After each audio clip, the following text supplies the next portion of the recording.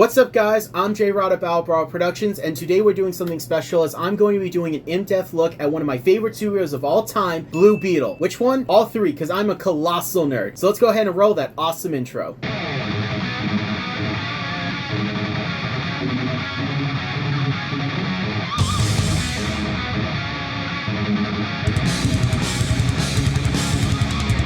Blue Beetle will be making his first live-action appearance on the big screen, and I am beyond excited. This is going to mark a huge changing point in comic book movies because not only is Blue Beetle one of the most groundbreaking and revolutionary characters in comics, he's also an extremely old character having over 80 years of history, and this movie holds the distinction of being the first Hispanic-led superhero movie. I am just realizing it took us until 2023 to get that. What the heck, guys? Marvel, aren't you supposed to be the aggressive one? How come DC's beating your butt? Now, I'm sure many of you have heard of Blue Beetle before this movie because he's been making all kinds of appearances in media. He shows up in Batman the Brave and the Bold, the live-action series Smallville, in which he was supposed to get his own spin-off show, but it was canceled due to how expensive the effects would be, but the teaser trailer is still on YouTube, which is pretty interesting to check out. He also shows up at Justice League Go, the Injustice games, tons of other cartoons such as Young Justice, where season 2 was all about his story from the comics and the Reach. Really exciting to see in animation. Being able to see this character in live action, have to say I'm super excited. That suit looks amazing. So good. I already pre-ordered all the toys. I have an issue. I won't be able to make rent this month. Now, I know this is a history of video, but I won't be able to cover everything in his over 80 years history, but I'm cover as much as I can. There are plenty of other videos out there that go quite a bit more in depth than I plan to go in this video, such as Linkara's amazing Blue Sky Month, though it's over 3 hours of content, and I definitely recommend it if you want to learn an in-depth look at all the storylines and comics appearances of these amazing characters. But let's go ahead and start from the beginning with the little bug that could.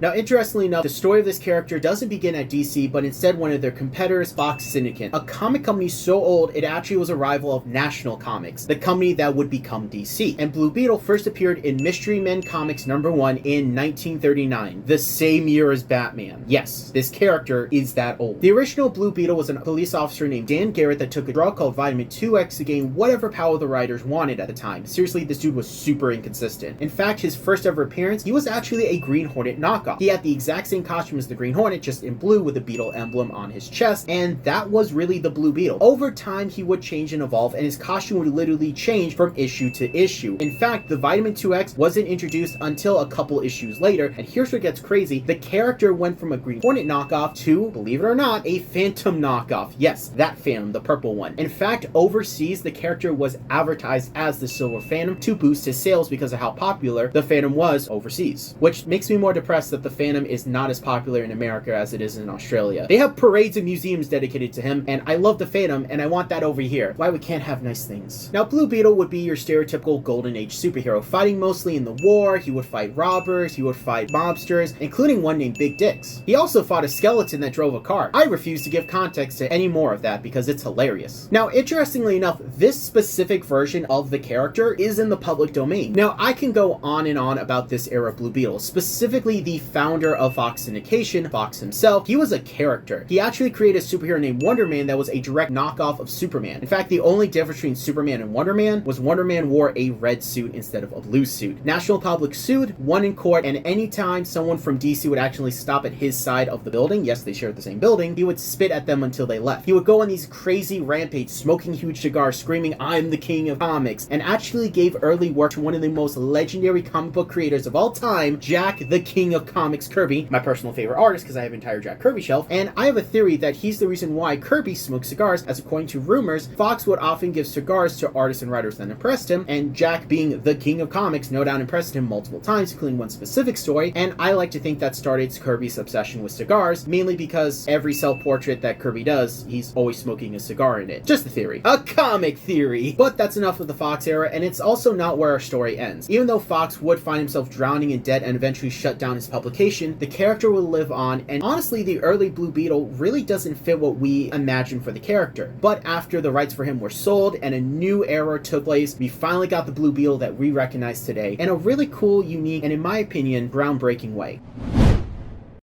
Now you're probably thinking this is where DC bought the character, and you would be wrong, as we're going to talk about another small publisher, Charleston Comics, a company that created some really interesting characters, such as The Question, one of my personal favorites, Captain Atom, and Peacemaker. Yes, Peacemaker got his start here. In the Peacemaker show, the town that he lives in is called Charleston as a reference to his original publishers. But we're not here to talk about Charleston per se, or even Peacemaker. We're here to talk about Blue Beetle, and this is where the character was completely revamped by the legendary comic creator Steve Ditko. At this time, he left Marvel due to disagreements, pay issues, and moral issues that he had, being an objectivist and feeling that he wasn't able to put his ideology into his work. Now, if that name sounds familiar, it's because he is an incredible artist and writer that created some very iconic characters for Marvel, including Doctor Strange and Spider-Man. Yeah, I don't care if you say if Stan Lee created Spider-Man, he came up with the name Spider-Man and he came up with him being a teenager. Everything else was Steve Ditko. The man was a genius, and he took that genius creativity and took a smaller paycheck but with more creative freedom to revamp Blue Beetle in the most iconic and, in my opinion, groundbreaking way, as at this time most Golden Age characters were being reimagined in the Silver Age. Blue Beetle, just like the others, were reimagined but with a lot of twists in 1966. Funny enough, this is actually my dad's favorite version of the character, while mine is Jaime Reyes. One thing that's really interesting and groundbreaking about this run of Blue Beetle is that in the other Silver Age versions, you would have a small little tongue-in-cheek reference to the previous version. For example, Barry Allen's first appearance, he's reading a J. Garret comic. But that was really it. It was clearly established that these were separate characters, and even so, separate Earths later on. But here's the cool thing that Steve Ditko did with Blue Beetle. Not only did he revamp the character, he turned him into a legacy superhero. Blue Beetle directly references his previous mentor, Dan. Now, this version of Dan is spelled with 2 T's and is an archaeologist that found a magical scarab in Egypt that when screaming the phage, Taji Dal, would grant him superpowers. Again, pretty inconsistent, but we got a new solid revamped origin, and this is the version of Dan Garret that DC currently owns and will also appear in the Blue Beetle movie. Other groundbreaking things about the story is that it was more serialized. It really built on each issue so that you got a bigger story, and one thing that I find really interesting is that Ted Kord revealed his secret identity to his girlfriend decades before Superman would do that with Lois Lane. Again, Steve Ditko is going in and changing all the rules in comics. He is really making the character stand out and be extremely unique. Now, one elephant in the room that must be addressed when talking about Ted Kord is many people claim that he is a knockoff of Spider-Man, and I'm sorry, that's just blatantly not true. Saying that Ted Kord is a knockoff of Spider-Man is saying in the same ignorance and tone that Black Racer is a knockoff of Silver Surfer. That's not the case. Steve Ditko wanted to tell very specific stories with Spider-Man. He wanted the character to grow, change, evolve, and become his own person. He wanted him to own his own business, incorporate technology into his fighting, and since he wasn't allowed to do that at Marvel, but had more creativity at Charlton to tell those stories. And that's the thing. Yes, Ted Kord would not exist without Spider-Man. He is not a Spider-Man knockoff. In my mind, I've always imagined he's the humanity and the engineering of Batman, but with the wittiness and agility of Spider-Man combined, creating a really unique character, and there's even a little bit of Archie Comics The Fly thrown in. Something I think is a bit ironic considering the fact that Archie Comics The Fly would have an iconic run in the 80s done by Steve Ditko himself. And if you guys didn't know that Archie Comics had superheroes, go look up the Shield. Captain America is actually a blatant knockoff of the Shield to the point where Archie almost sued Timely because Captain America's original kite shield looked too much like the Shield's actual emblem, and that's why Cap has a circle shield. One other interesting Spider-Man and Ted Kord Blue Beetle connection is the costume, as according to rumors, Ted Kord's costume is based off of the original design that Jack Kirby did for Spider-Man. Now, you're probably thinking, what? Yes, you see, one thing that's very interesting a lot of people don't talk about the Marvel Age of comics is that Stan Lee didn't really write. What he would do is he would come up with a named character, if that, a general idea, and maybe, if you're lucky, 4 to 3 sentences summary of what he wanted the story to be about. That would then go to the artist who would do all the work. They would plot the comics, draw it, pretty much do everything. Stan Lee would then come in, write all the dialogue, which is why the dialogue and art was so weird in old Marvel comics. I don't know why Stan Lee had to have the characters say what they were clearly doing, the weird quirk of his writing, and then he would put his name above everyone else, claiming he did more work than he actually did. Great businessman, great self-promoter, never take that away from him. Terrible creator, terrible person to work for, from what I've heard. But then again, I am a Jack Kirby and Steve Ditko fanboy, and also don't even get me started on Joe Simon. That man is awesome. I can't hide my biases for long. The reason I bring this up is because Stan Lee went to Jack Kirby like he always did and requested the design for the character. But for the first time, he didn't like what Jack Kirby created for Spider-Man, and that design has been lost to time. Now, Steve Ditko did work for the company at time, and so he would know what that character looked like, and so according to rumors, Ted Kord is based off of the original Spider-Man design that Jack Kirby created. Now, this is just a rumor. We have no proof about it. We don't even know what that design looks like. As I mentioned, it was lost to time, but it was something I had to mention because it's a cool comic book fact. Now, Ted Kord not only appeared in issues of Captain Atom, but he would also get his own solo books where he dealt with many of his issues issues, fighting supervillains, and struggling with if he was worthy of the mantle, an aspect of the character that makes him super relatable. He struggles with the fact that he doesn't have powers and has to rely on his gadgets to fight crime. He compares himself to Ted and wonders if he would ever make Ted proud. And I like this part of the character. It really does make him relatable, but here's where it gets even cooler. When you really stop to examine the character in his entire run during the Silver Age, he took all of the conventions that you expect from Green Lantern and Flash and put them on their heads. He really was a character that was super ahead of his time, and the thing about Charleston is that as awesome as it was, they really didn't advertise their books well, they didn't do a lot of self-promotion, and that led to low sales, and eventually they would close up shop in 1983. But don't worry, that's not where the story ends for Blue Beetle, because you gotta remember one thing: worlds live, worlds died, and nothing was ever the same again. As we're finally at the part where DC comes in to swoop up the character and save him from dying.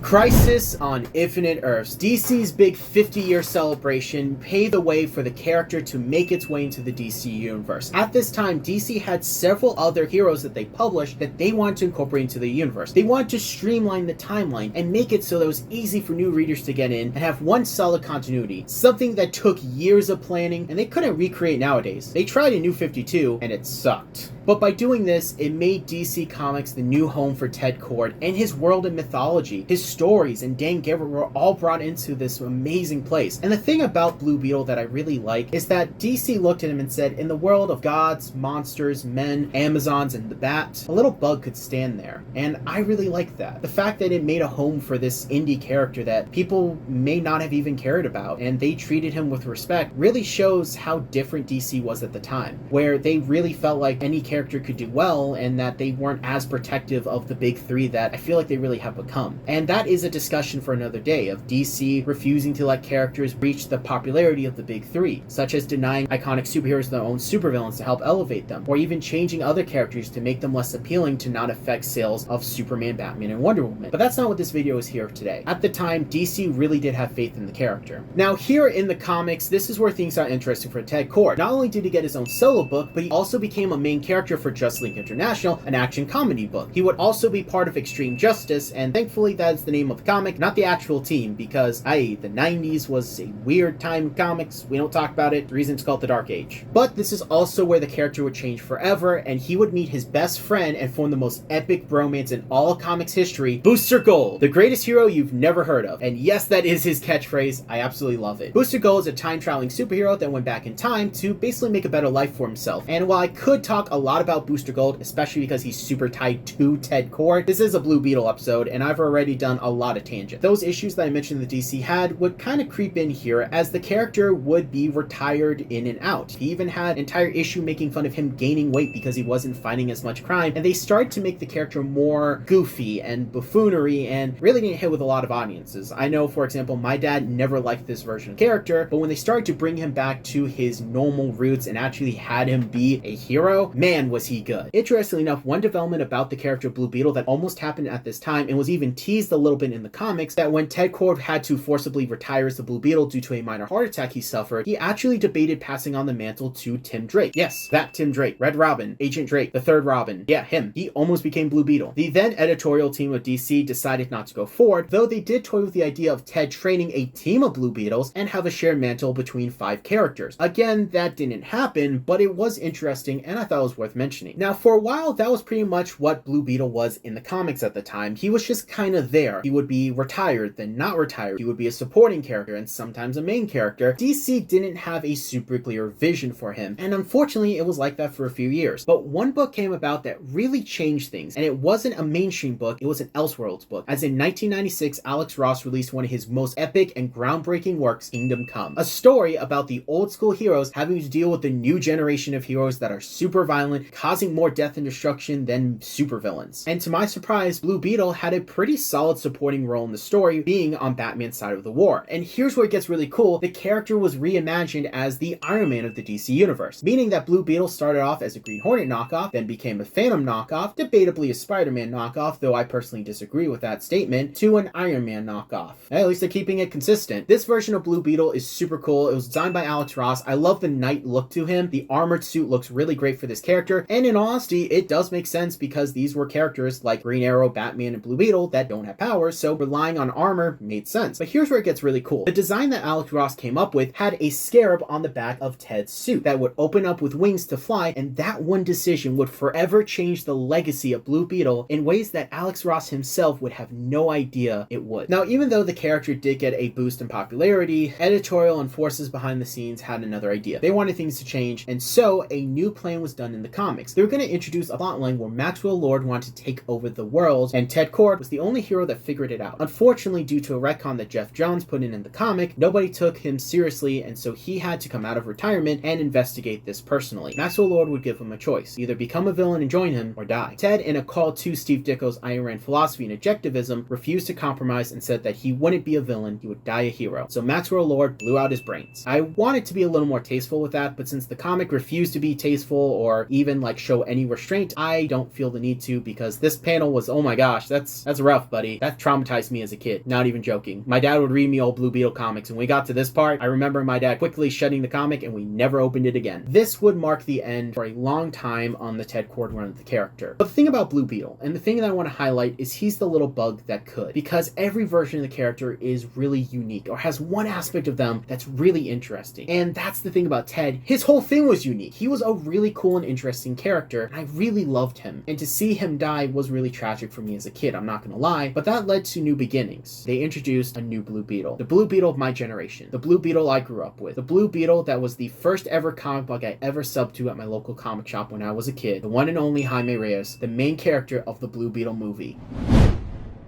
Say, do you guys remember that scarab that I mentioned that Dan had? The one that he would scream Taji doll to get superpowers that I found in ancient Egypt? Well, that scarab would follow Ted Kord into the DC universe, and was actually retconned to come from ancient Kazakhstan, a fictional nation that DC likes to use instead of Egypt. And that scarab was explained to be magical. So, before Ted Kord's death, he went to the wizard Shazam to try and learn more about it, because one interesting aspect about his origin that I failed to mention, specifically to wait on it for this part, is that Ted could never get the scarab to work for him. For some reason, he was deemed unworthy. He didn't know how it functioned, and it could never do what it did for Dan, which led to those issues of self-doubt and wondering if he was worthy of the mantle, which made the character that more heroic when he did prove that he was worthy. Now, he went to the wizard Shazam. For those of you who don't know, the wizard Shazam is the one that gave Billy Batson his powers, because of both Ted's death and also because the Spectre, who's a superhero that's actually God's wrath personified, as he's an angel of vengeance. Well, the Spectre went insane due to a supervillain shenanigan plot that made him want to eliminate all magic on Earth, that led him to attacking the Rock of Eternity, the home of the wizard. And considering the fact that it's Lady Eternity and magic, and Spectre was on a whole thing of wanting to get rid of magic, the rock exploded and blew up, and parts of it landed all over the place, including the part that had the scarab landing in El Paso, New Mexico, right in front of a young child named Jaime. He picked up the scarab and kept it, and because the scarab has a will of its own, something that was demonstrated all the way back in the Charleston era of the character, it didn't want to get lost again. So it fused to Jaime's spine, granting him new powers and turning him into the brand new Blue Beetle. But long story and convoluted origin out of the way, DC had their very own super relatable, awesome bug-themed superhero that people could relate to and look up to, and really was super popular, and once again allegations of Blue Beetle being a Spider-Man knockoff was thrown. When you really stop and to look at the characters beyond very surface level things, the thing about Jaime is he zigs where Peter zags. Everything that Peter does, Jaime does the opposite, and for the better. And it once again made Blue Beetle one of the most groundbreaking and revolutionary comics of its time. In my opinion, the first run of Jaime Reyes is still one of the greatest runs of any solo book in comic book history. Now, I'm going to talk about more of the influences for Jaime, and hopefully they'll highlight more of the differences between him and Spider-Man, but one aspect I want to bring out is that Marvel had Spider-Man rip off parts of Blue Beetle, as the Iron Spider-Man suit was directly made in response to the popularity of Jaime, and if you look at these suits side by side, you definitely tell this one was inspired by this one. Even the live-action Iron Spider-Man suit definitely took cues from Blue Beetle, but that doesn't mean that this version of Blue Beetle is completely original. As much as I love the character, I must admit he is a bit of a knockoff of another character. Not Spider-Man, but the famous manga series Guyver Bio-Boosted Armor. I'm also a fan of this series too, by the way. Now, this is not speculation. This was confirmed by the creator of Jaime Reyes, who explained that the two major influences for his design decisions were Alex Ross's amazing design of Ted Kord. That iconic Beetle backpack really impressed a lot of people, and it gave him a unique silhouette. So that was taken and modified for Jaime Jaime, and the rest of his visual design came from Guyver. And yeah, if you look at the characters side by side, it is super apparent. But I hate to say, it's not just surface level or visuals, story beats are even similar between the two characters. These are stories that involve a male teenager that finds an ancient artifact that's from aliens that fuses to their spine that grants them a bioweapon armor that they can summon at will to cover their body to fight monsters that are trying to steal it from them so they could use it to take over the world. Don't want to say that Jaime is a knockoff, far from it. I can definitely see where someone took the inspiration for Guyver and made it their own. And really, when you start to compare them even further, like with that Spider-Man comparison, you do see differences between them. And I think the writers and the artists were able to take that inspiration and really make it their own into a very unique character. But it's an elephant in the room that I can't overlook, and I do have to address it. As someone who is an incredible fan of these characters, I do have to admit where they did blatantly plagiarize in some areas, or took more inspiration than they probably should. I love Batman. He's my favorite superhero of all time, but it's pretty clear he is a knockoff of Zorro, the Phantom, and the Shadow, and that's an aspect of the character that can be difficult to overlook. I really do think they make it very unique and run with it in a way that I really like. Now, a teenager becoming a superhero, some pretty tropey stuff that we all expect, but here's the thing about Jaime. He is the opposite of what you expect this book to be. He trusts his family. He reveals to his parents and his sister his identity, showing them that he has powers, and he's very nervous and doesn't know what to do. He is dealing with responsibility, but he has the guidance of his friends and family because Paco and Brenda, his best friends, also know his secret identity. The book also decided to play off of the mystery of the Scarab. Remember, Jaime doesn't have the knowledge that we the viewer does, so he had to figure out a lot of this information, and it's presented very well. He actually gets to figure out who Dan Garret is. He gets to figure out who Ted Kord is. He gets to meet Dan Garrett's granddaughter. He also gets to have a fight with a Green Lantern, the crazy one, Guy Gardner, which keep in mind, this is the crazy guy. Hal Jordan's a Green Lantern that went crazy, murdered the entire Lantern Corps, and then became Superman Parallax and tried to remake the universe a couple times. And this guy is still the crazy one. Moral of the story is, it was an awesome fight. Since the Scarab in the comics has never come in contact with the Green Lantern, the writers decided to play with that and had where the rings would kind of glitch out and essentially go into destroy mode when it was around the Scarab. So that was a really clever play of continuity. We also get other aspects such as Guy kind of being a little bit of a mentor to Jaime. He gives Jaime a book that was given to him by Ted originally, and even states when he's giving it to him, this is a strategy book Ted gave to me. I thought he was always smarter than Batman, but he just hid it, which is a great little nod showing how smart Ted really is. I like how the Scarab is revealed that it's not actually ancient Kazakhstanian magic, but it's actually ancient alien technology that's been damaged and is recalling the information differently or incompletely each time. This is a great explanation. It perfectly explains why Dan's powers were super inconsistent and his costume was super inconsistent. And the fact that the Scarab is fused to Jaime's spine also explains why it's acting differently from what we saw with Dan. And you could take this explanation and go all the way back to the Fox comics. That is good writing, how they could explain the Fox comics loose continuity. Not only is this book super fun, but it is seriously one of the greatest runs in comic book history. It gave Jaime a unique story. It gave him unique characters. It explored things that were never done before, such as metahuman trafficking. It also gave us the Reach, a very unique alien race that instead of going in guns blazing or using shapeshifters to take over the government or take over the world, instead they come peacefully and slowly incorporate themselves into the planet so they can take over the Earth within a 200 to 300 year cycle, making society dependent, and then they strip mine the planet. That's really cool. I really like that aspect. We also get things that we've always wanted to see, including a time traveling issue where Booster Gold and Jaime get to meet Ted Kord and Dan Garret, and we get the moments we love. Dan tells Ted how proud he is, and both Dan and Ted get to tell Jaime that they're proud of him and that he has earned the mantle of the Blue Beetle and that he has their blessing. We get great moments like that. Black Beetle's an iconic supervillain, and there's also so many great things about the Blue Beetle run that I can really go into because I love this run. I've read it several times. I have the individual issues in the trade, and here's the cool thing about Jaime that I really like. There's one issue that almost entirely takes place in Spanish, paying tribute to the fact that he is Hispanic, something that I doubt they would ever do it today because they're too afraid about people not buying the book. But I really like how they took that risk for the character. And what has to be my absolute favorite nod to continuity, I absolutely love how the Jaime run re-addressed the idea of the will of the Scarab and the phrase Tajidal, but decided to make it its own and run with it in a really creative way. See, way back in the Ted Kord run, Ted fought a resurrected Dan Garret. This Dan Garret was the real Dan Garret and not a robotic clone like what happened before, and Ted actually got a hold of the Scarab. The Scarab offered its powers to Ted, and while Ted debated it, he ultimately rejected the power. He found that the Scarab had a corruptive force and that it would corrupt him like it was corrupting Dan. So the Scarab was destroyed. Don't worry, it got rebuilt and even found by Hawkman. Comics are weird that way. The idea of the Scarab and its portrayal would go on to influence Jaime in really unique ways. He actively talked to the Scarab as the Scarab talked to him, and the idea of it being a corruptive force was played upon even further. You see, originally the Scarab, as I mentioned before, was ancient Egyptian magic, then retcon to ancient Kazakhstan magic, and then retcon once again to be ancient alien technology. The reason was because of the Reach. The Reach, as I mentioned before, were a very unique race of aliens. They would spend 100 to 200 years incorporating themselves into the society of the world and then take it over from within and then strip mine the planet, making the people dependent on them. The Infiltrator was their first step, as they would be a Scarab that would be sent out to a world, find one of the natives, fuse with them, and then take over their body completely. This would then allow them to pave the way for the Reach. And it's a pretty ingenious plan. Essentially what it was, hey, I'm so awesome, the people that made me awesome are here to help, and I've been helping you guys, so that just means more help. It was a really smart plan. However, Jaime's Scarab was damaged and kept recalling the information incorrectly and wasn't fully taking over Jaime. Jaime had full control of his Scarab, which was unheard of, and really freaked out the Reach, as they never had that problem. That never was an issue, and it was something they didn't know how to deal with, which made Jaime a very unique threat for them, and also explains the corruptive force that Ted Kord felt when he interacted with the Scarab. So I really like that tied to continuity. While it was new, it still felt familiar, as it was just building up on what came before. And continuing that trend, the reintroduction of the phrase Taji Doll. That's what Dan Garret would say to activate the Scarab and gain his abilities from it. But in the Jaime run, they pushed it further and went on to explain that it's not a magic word. It's not even an activation code. Instead, it's the Scarab serial number, its name. Thus, the Scarab finally got a name to match his personality, Taji Doll. And we get to see a great panel where Jaime, kidnapped by the Reach, gets the Scarab removed from him, and being held at gunpoint, big smile, Jaime says, Taji Doll, just like Dan, so he could summon the Scarab and activate its powers. It fuses back to him, and he's able to fight the Reach from the inside, and this was an awesome panel to read as a kid, and still holds up today. I really do like the portrayal of Taji, and I like his personality, and while it can definitely give Eddie Venom vibes, considering it's a guy talking to a suit, I do like that trope in comics, so that we get a lot more natural conversations in comics, and a lot more visual information that can be given more naturally, opposed to clunky exposition, or even more so, oversaturation of word balloons and dialogue. Now, Taji Doll usually talks in a strange white font with a blue bubble, but in media, he actually talks in R2-D2 beeps and boops, and I absolutely love it. It's so funny. Every time someone's around Blue Beetle and they just hear beeps and boops and their utter confusion is just absolute comedic gold to me. Especially this one time, Taji literally whistled in a beep at Huntress. I don't know why, but that's just the funniest thing to me. And I really do like that aspect character where even the audience has no idea what Taji is saying, but Jaime completely understands him. I just love that little juxtaposition, and it allows for great little comedic moments here and there. Now, the movie, from what we can tell from the trailer, Taji has been changed to female and has a very talented voice actress. In all honesty, this change at first bothered me, but I'm actually really open for it. I really like this actress's delivery. She's doing a great job having some personality in this role, while also keeping it robotic, monotone, and extremely sarcastic. It's a very impressive balance, and I really do like that. Though it is weird to actually hear Taji talk instead of the R2-D2 beeps and boops. What I personally think will happen, as again, I have not seen the movie since it has not been released at the time of this recording, all the characters around Jaime will hear beeps and boops, but we, the audience who is in Jaime's point of view, will hear Taji's full voice. That would make the most sense, but that seriously is one of my favorite things about this run, how it built off the continuity and just kept adding new things to it. It really did pay respect to everything that came before it and wanted to still take everything that was familiar but put a new twist on it. But there's a lot more that this run did with the continuity that came before. We also get a mini Justice League International team-up reunion, and it's really cool seeing Jaime alongside these veteran heroes. It's super cool. And don't even get me started on Jaime and Booster Gold. These guys were awesome. They were trying to recapture the bromance energy of Ted, and it kind of worked, but I like the new dynamic that Booster is being more protective of this version of Blue Beetle and also gets to be a mentor, while Jaime has someone to look up to. Seriously, I absolutely love this team up. It was super cool, and while the book was really good, it did awesome and people loved it, and eventually did come to an end. And unfortunately, it did lead to an issue where DC really didn't know what to do with this character. He would bounce here and there. He was on the Titans, then he was in backup issues of Booster Gold, but here, he was over there, and I really felt like he never had a true home after his iconic run ended, and that really stinks. And unfortunately, it would get far worse before it got better, as DC would reboot with the New 52,